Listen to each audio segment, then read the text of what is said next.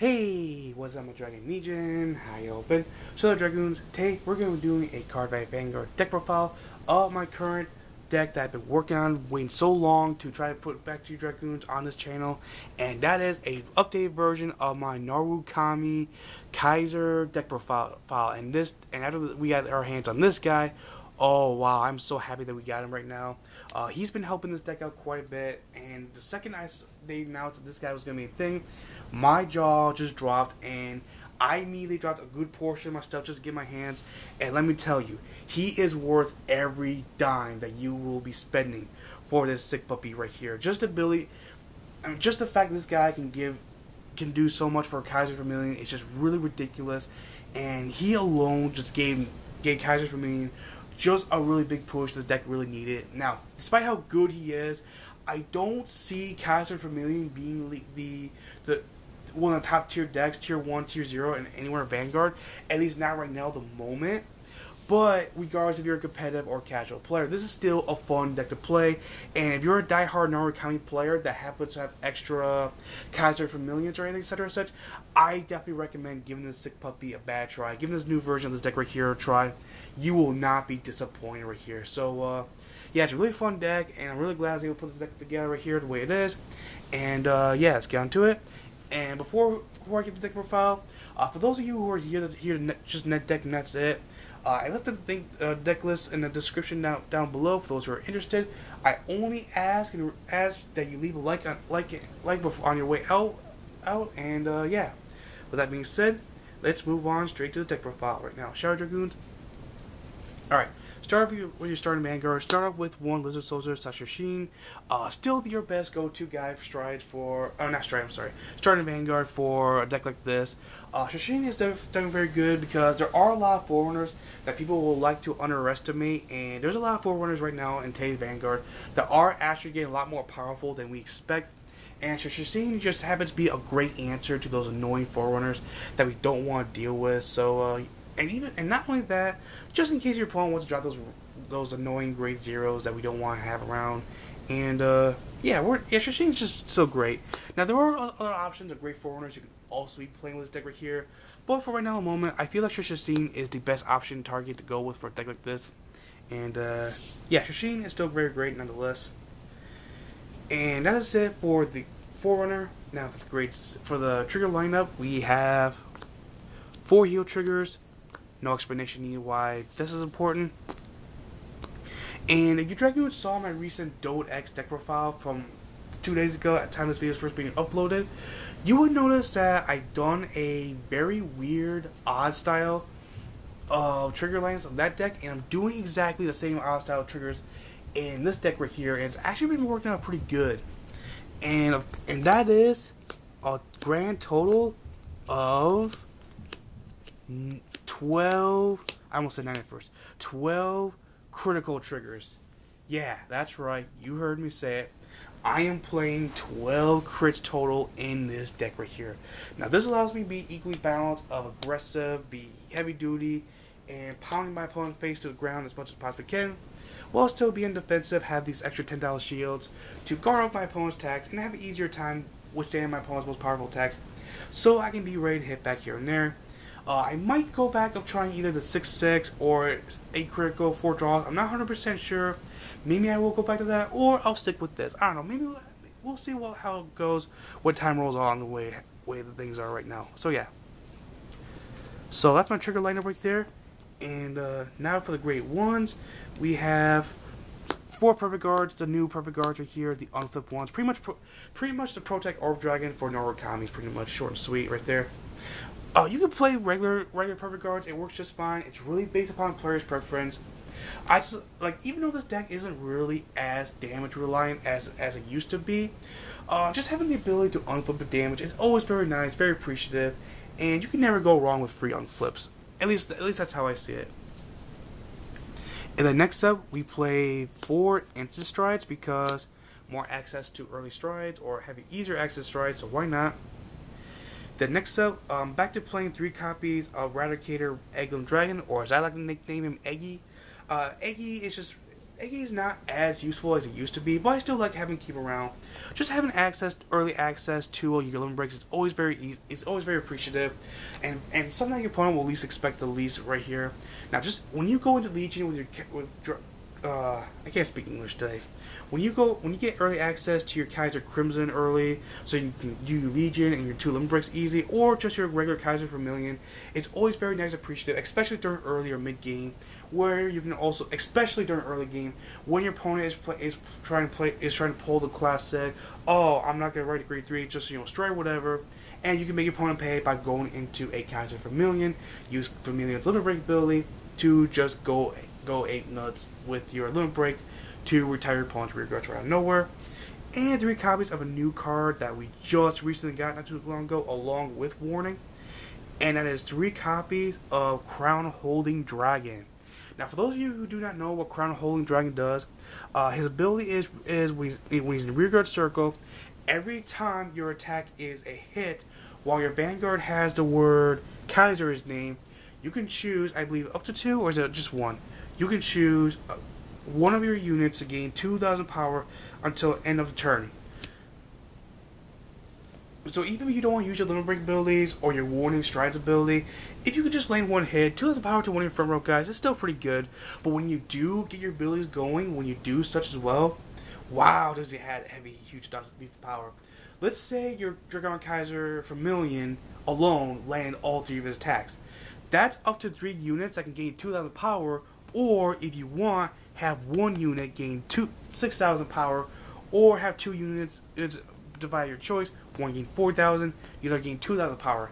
That is a very heavy duty power, and just the fact that your guy can get some extra power out of nowhere, while your warning also has power to give your rear guards power every time his attack is done hitting, is also very versatile as well. Whew!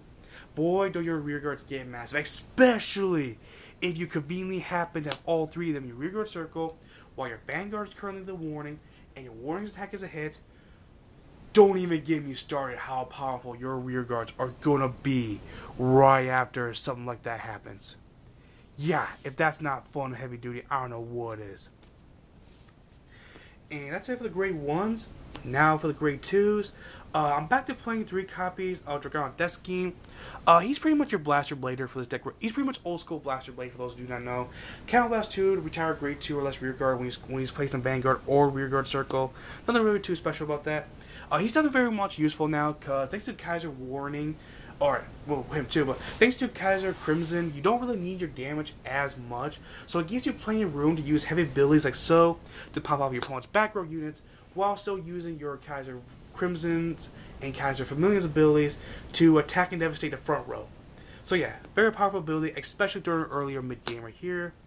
And then next up, I cut out 1 copy of Full-Fledged Horn Dragon so I can do some other copies of this, so I can add some copies of Deathscythe. So I'm still playing 3 copies of Full-Fledged Horn Dragon. He's pretty much Twilight Arrow Dragon for Narukami. It's just like exactly Twilight Arrow Dragon, except the only difference is your opponent chooses one of his or her rear guards to be retired, and if I read it correctly, I believe that rear guard they choose, it gets binded. Yes, the rear guard they chose gets retired and then binded. So there's some disadvantages and some advantages that this card has with Twilight Arrow Dragon, but still nonetheless a very great card, and something I definitely would recommend for a deck like this, especially in the era of striding. And next we have 3 copies of Demonic Dragon Berserker Chatura. This dude is a very annoying card for your opponent to deal with. The only thing that sucks about this card is that unless he's your Vanguard, he's not allowed attacking your opponent's rear guards, which is not terrible, especially with a deck like this. But there are some Narukami players besides Kaiser Vermillion that does like to have their rear guards to attack other rear guards for obvious reasons. But gotta do what you gotta do with, and he does have a second ability that completely makes up for it. He also has the ability of, while he's attacking your opponent's Vanguard, while he's in your rear guard circle, he gains 3,000 power, and the ability of, if he's on hit, you can counter blast 1 to draw a card and bind one of your opponent's cards in your drop zone. Now the free draw is always nice, and the binding drop zone is not terrible to go against when you're not playing something against when you're not playing against something that does not need Legion or whatever such. But when your opponent is playing Legion and you activate this ability to bind off your opponent's rear guards, especially a really good card like a heal trigger or anything related to such, your opponent is just going to assault all day long. It is just hilarious.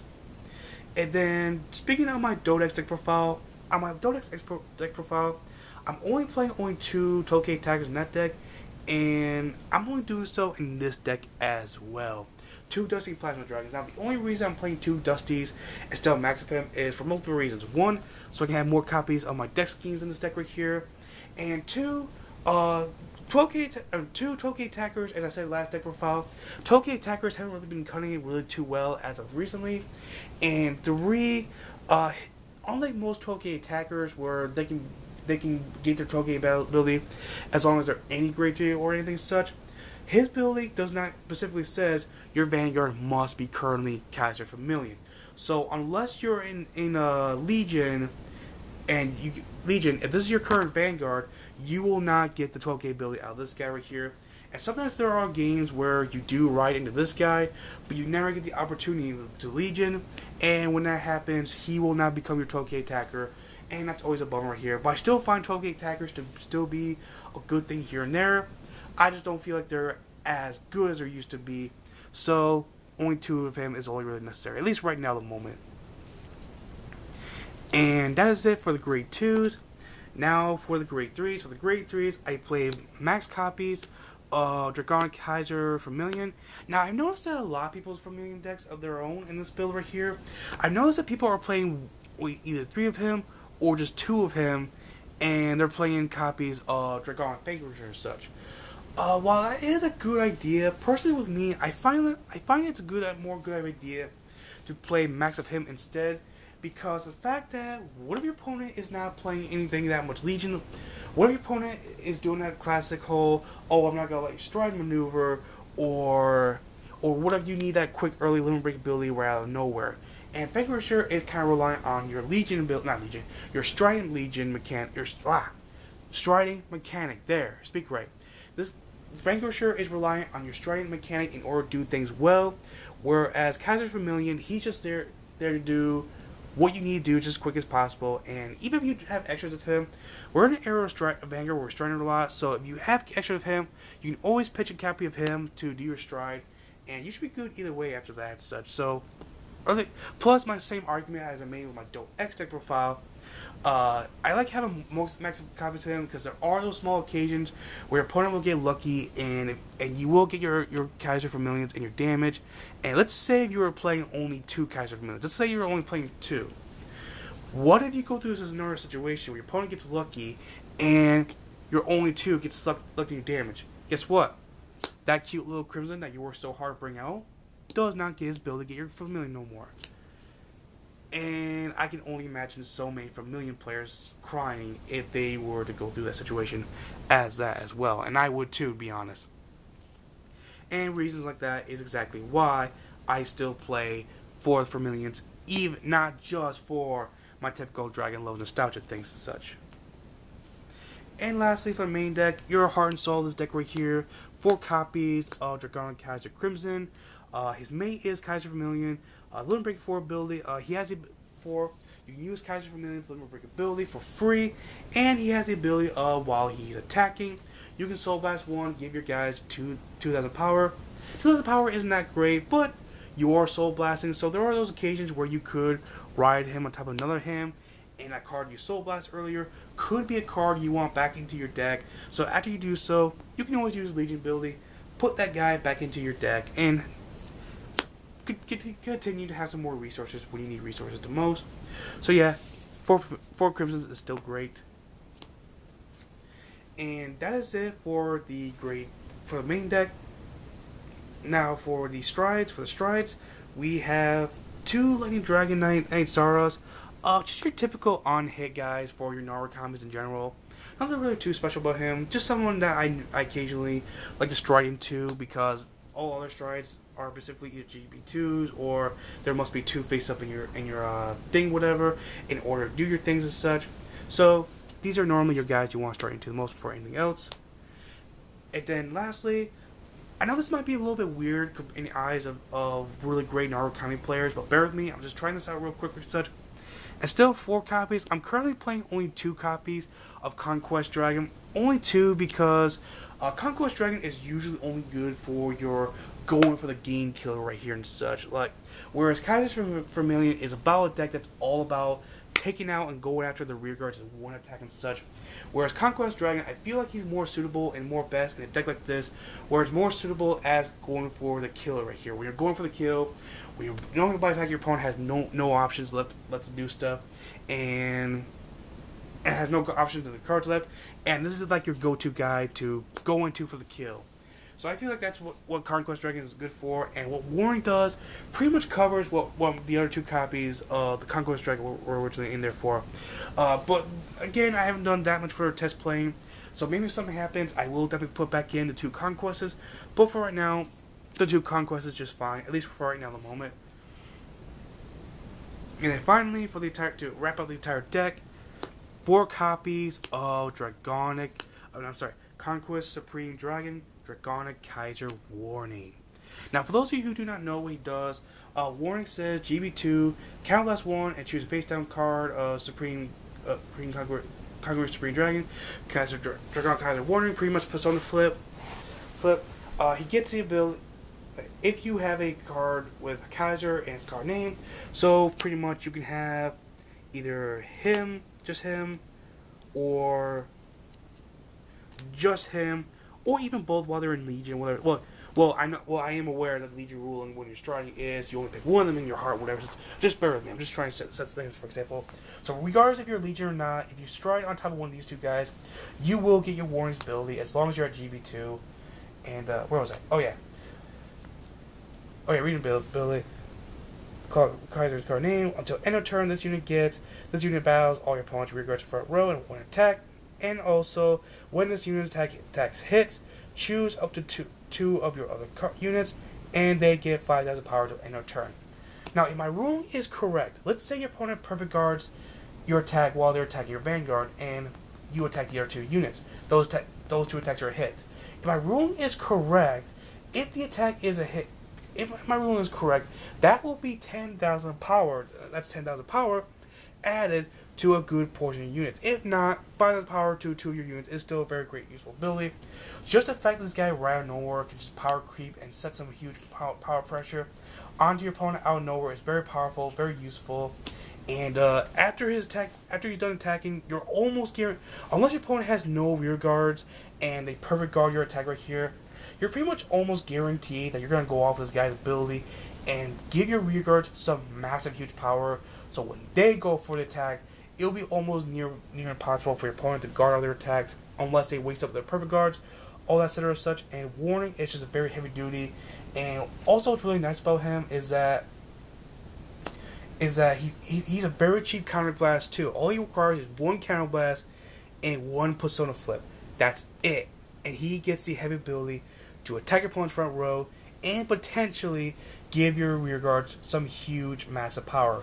So potential heavy hits, potential heavy retirement, and potential huge power-ups for a very good portion of your rear guards. What more could you ask out of one unit like this in a Narukami clan based deck? If that's not heavy duty, I don't know what is not heavy duty. And yeah, Dragoons, that right there was my Narukami Kaiser, Narukami Kaiser Legion Stride deck profile right there. We'll call it that for now. The name of this video will be called differently, but you know, you never know. So that's how my deck is right now at the moment. There will be some further test playing with this deck in the near future, and hopefully we get some things worked out and see what happens. But for right now, the moment, this is a really fun build. I'm really enjoying how the deck is working out right here and there. And with that being said, let me know what Dragoons think of this deck profile in the comment section down below. And I will see you Dragoons around. Hope you Dragoons enjoyed this video. Please leave a like and a favorite if you did, and share this video with other people. It really helps me out a lot. Follow me on Facebook, Twitter, Tumblr. Subscribe to become part of the Dragon Legion Alliance. And I'll see you Dragoons another day. Christian Dragoon, signing out. Peace.